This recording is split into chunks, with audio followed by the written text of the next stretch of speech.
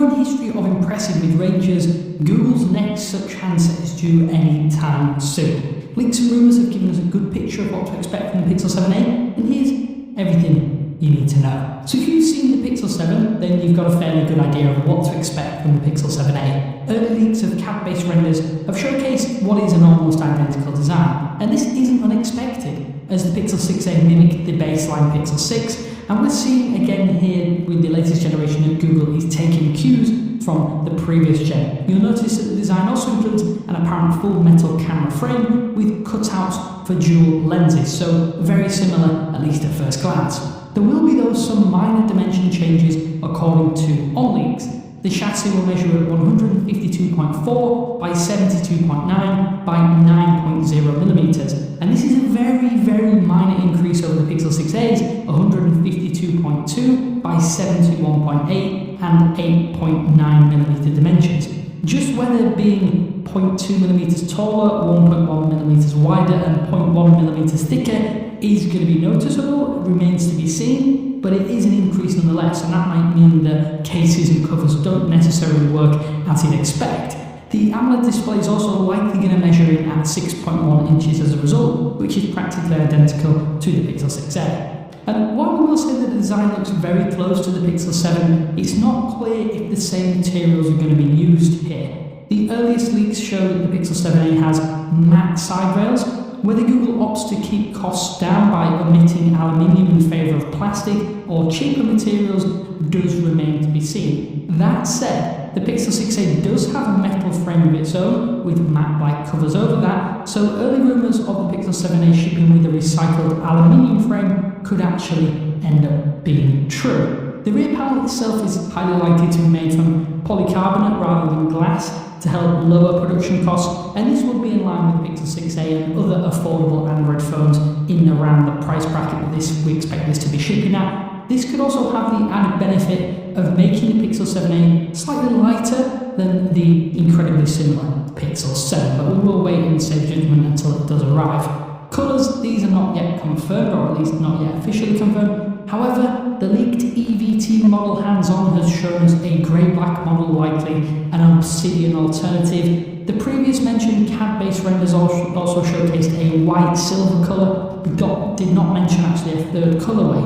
One of the most recent leaks though has hinted at carbon, cotton and arctic blue colours, with a potential jade option also touted, but again, these are all rumours at least at this stage. In terms of specifications, the Pixel 7a is going to provide some substantial changes to what has really been a winning formula for Google's mid-range efforts so far. Most notably though, in terms of the screen, the AMOLED display looks to step up from 60 to 90 Hz. This was an early rumour, but leaked hands-on images of a prototype Pixel 7a have all effectively confirmed that the screen will have a 90 Hz refresh rate here too. And this is undoubtedly a welcome change, as there were complaints of the 6a 60 Hz screen, but this does mean that the Pixel 7a will have the same core screen experience as the Pixel 7. It could though have a lower maximum brightness, but it will include an in-display fingerprint scanner, as we've seen Google add over the past couple of generations. It appears that Google though will follow the previous conventions, and the Pixel 7a will no doubt come with the latest Tensor processor.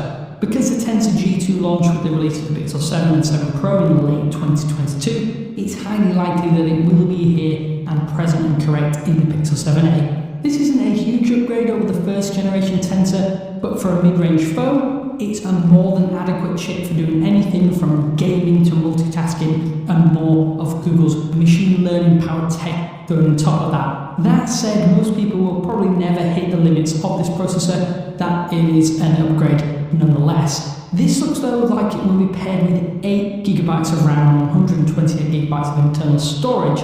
That's actually up from the 6GB of RAM present on last year's Pixel 6a and matching the Pixel 7. Google usually only offers one storage option from the A series devices too, so I would say do not expect expandable storage. And we haven't seen a Pixel device offer the option. We don't expect Google to change that anytime soon either. Speaking of that RAM bump, this would be an eye-catching one again, as the baseline specifications would be exactly the same as the Pixel 7, and it does create confusion, at least from our perspective. We don't yet know the battery capacity of the 7a, but it is rumoured that it will be the first A series device to include wireless charging. Annoyingly, this could be capped at 5 watts, which means the Pixel 7 won't offer wireless or faster wireless charging. Some of the tidbit though claims that the Pixel 7a will include reverse wireless charging, and this means that you should be able to charge your Pixel Buds Pro or even the 2020 Pixel Buds on the back of your phone, which would be a welcome addition. On top of that, those early hands-on leaks haven't actually been able to confirm that option in any way. That said, the Pixel 6a does come with 18 watt wired charging via USB-C. Maybe one of our hopes is that the Pixel 7a could include faster wired charging, but the inclusion of Qi wireless charging would be a huge step forward for the A series, no matter if it is a capped at that slower 5 watt speed. Expect the handset to ship with Android 13 pre-installed, and an update promised that will likely include 3 full OS upgrades and 5 years of security patches. For those counting, it's likely that the Pixel 7a will get Android 16 at some point in 2026, so plenty of lifespan for this mid-ranger. Another focus point, no pun intended, for the Pixel 7a appears to be the camera system. We wanted to see an upgrade over that dual 12 megapixel camera system for some time. And while the Sony IMX363 has been a great servant and still produces great images, it is a little more long in the tooth, at least in 2023. This has become increasingly apparent since the Pixel 6 upgraded to that 50 megapixel ISOCELL GN1 main sensor. And I think this is where things get a little bit confusing. As early rumours did suggest, the Pixel 7a will ship with a completely new sensor, but not the ISOCELL GN1 as what you would expect Google to do, use the old sensor or the older or most recent sensor and throw that into the cheaper device. Early reports did hint that the 50 megapixel sensor would be used, but this hasn't aligned with any of these hands-on leaks. Since then, the Sony IMX787 sensor has been touted as the main sensor for the 7a. Initially, we thought that this could be used as a dedicated telephoto lens, but again, it wouldn't fit with those hands-on leaks showing a dual camera system. Rated at 64 megapixels, this would be a sizable upgrade over the 12 megapixel main sensor found on previous generations.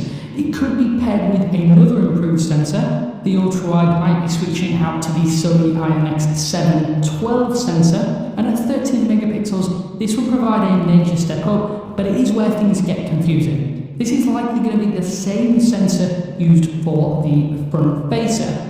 You may be aware that the Pixel 7 and 7 Pro are using an 11 megapixel front-facing camera to enable software-based face unlock. Upping the selfie camera from 8 megapixels to 13 megapixels with a wilder field of view, plus that Tensor G2 chip, could hint that the face unlock might be available on the Pixel 7a, but nothing has been confirmed at this stage.